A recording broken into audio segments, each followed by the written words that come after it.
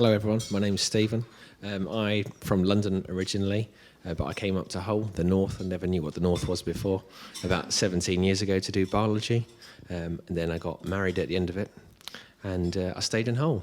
So now I've been here almost half my life, and quite like it, so I'm staying here.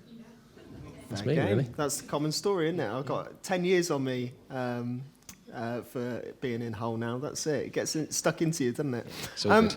So if you were to look at your life then, what were you invested in before you became a Christian? I didn't have a clear definition between before being a Christian and after being a Christian.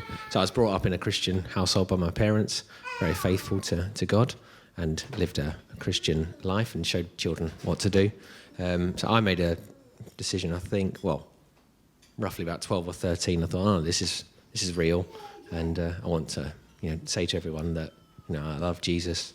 And then but being in a Christian bubble, not that I was being sheltered from anything really, but it's a case of going to a Christian school when I was in primary school, C of E, and then secondary school that was mostly Christian. Seen a few things, but still it was a good school, so most people well behaved. But then rubber hits the road really. When you go to university, I left. I'd really never been in the north at all. I'd been into Scotland driving in the car, but I had no idea where Leeds was or anything. Never knew the bridge. Don't need to go there, mate. No. That's all right. Leave that. But it was just a case of, I say I'm a Christian and I've got a faith. I'm now in the world in terms of there are loads of non-Christians around. And it's like, what's your faith about? And then really having the chance to tell people and also show by the way that you live that, you're not going to get smashed every night and do whatever you want to do because it's like I'm living for Jesus. So that went all right, actually. Not too bad. Good, that's grand. Well, no, that kind of asks my second question, how you came to faith, is really it's when you came to uni and actually you had to start thinking, do I really believe this? Not just going off of parents' faith and whatnot. Yeah, that's right. It was just a case of, you're stepping outside, this is the trial now. I didn't feel like I was... Before then, I've just felt I was a Christian, but it's a case of there's so many Christian influences around me. That was just life. And then suddenly it's like, there's thousands of people on campus, and many of them have no idea about God or care about God. And then I was there, their mates in lectures and so on. But it's like, I actually have a faith, and now I have to talk to them about it. And it comes up in your life because you do things differently. It's like, instead of, just going out for some fun in the afternoon, it's like, actually I'm going to a prayer meeting. They're like, you believe in God? I'm like, yeah.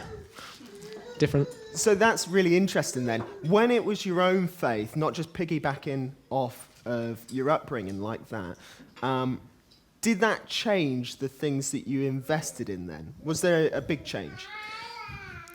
I think it was a gradual process. But if you're really applying yourself and actually speaking to people saying, this is what I'm doing, and then you're going to change what you really want to do with your money and your time, it's like you then realise, I guess, with hindsight, I actually am properly investing in serving God, because it's not just about my life right now and just having fun. It's like I can have fun as a Christian as well, as long as it's within God's law.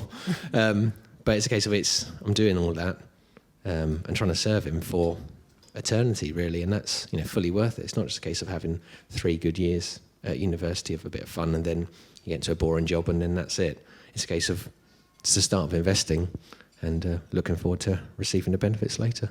Have you found that there's been things that maybe surprised your colleagues or people around you, maybe when you were at university, that you're invested in things different to what they are? Yeah, I think I work in a food industry now, in food factories, but that was the more obvious point, because when I was working in quality and people, we had to be the policeman on the factory floor, making sure people are keeping to the rules, making sure that all your food's safe here. When people are free to do what they want and there's not accountability, and the police are also free to check things, there's a lot of wrong things, obviously, because people are bad. And there's a lot of cheating. And it's like, I can't cheat and say, that check's so fine, rather than saying we have to stop to make sure that food's safe. But then everyone's challenged, like, you're not like the rest of the policemen on the factory floor because you're not cheating, falsifying. It's like, because I have to keep to the rules. It's like, you don't have to. You're like, yeah, but I'm actually serving God in what I'm doing. And like, just such a challenge, because I could falsify and save myself an hour's work. I was like, actually, I'm serving God, and it's really hard to write 4, not 5. but actually that's why I'm doing it for God. And so for that factory, it's just a massive, massive change, and it's stuck out like a sore thumb. So people are initially annoyed, but then they realise that actually you're being honest, and that can be appreciated. Yeah. Well, I suspect it does like fly in the face if the culture is actually you just got to get the job done. You just got to do what needs to be done. It's very different of investing in, well, actually, there's a God who sees what I'm doing and I'm living to please him. It's very different, isn't it? That's right, and he sees my paperwork. Yeah. So I've got to do the right thing because I'm serving someone who's always watching us, but also doing the right thing, trying to protect people, but also being someone who says he loves God, therefore obeys what God says, which is not to lie. Yeah, grand. So we looked a little bit at the resurrection. Now, I hinted that there's lots of things you could say about what this why question, why was Jesus raised? There's loads of answers to that. We could do a whole series on it if we wanted. Maybe not now.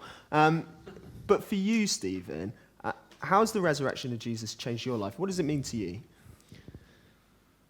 It means so much, because I think in this life where we have everything, and in the West, and it's just everything it's so easy to get, and sometimes it can be you think, oh, we're great, life is easy, but then there's always at the end, like, we are going to die. We might die young, we might die old. I think in the 3 days we've done these talks, 500,000 people have died in the world. It's a huge amount. And what really hits me about resurrection, I remember burying my grandparents, like lowering them into the grave with my cousins, and it's like they're believers and love Jesus. But it's a case of I really believe that because Jesus has died and has power over death, it's like they may be dead now, but he's going to raise them from the grave because he was able to do that. And so that takes away the fear of what can happen in life. I mean, think about the war, and there's so many doom and gloom things out there, but then I'm reminded that Jesus has power over everything. God's in total control, so I don't need to worry about life so much. Like, be reminded of who God is. So if I'm a failure as a father, or I'm messing up at work or something, it's a case of, right, trying to do better. But it's a case of God is in control and knows these things. I don't need to make it the be-all and end-all, because the be-all and end-all is eternity with God. Yeah, brilliant. Thank you, Stephen, so much. I think that's really encouraging. I mean, I speak to a lot of people, and they have a vague idea of an afterlife, or that they'll be all right in the next life. But that's all it is, really. It's a vague hope. I guess I'll be all right. I guess God will let me in if there is a heaven. But for you, and actually, when something real happens, like you lose your grandparents or whatever, and you're thinking about where they are, resurrection of Jesus gives you a clear confidence in where they are, what's going to happen. Yeah, absolutely. Brilliant. Thank you so much, Stephen. Thank you for sharing with us. Thank you. It was grand.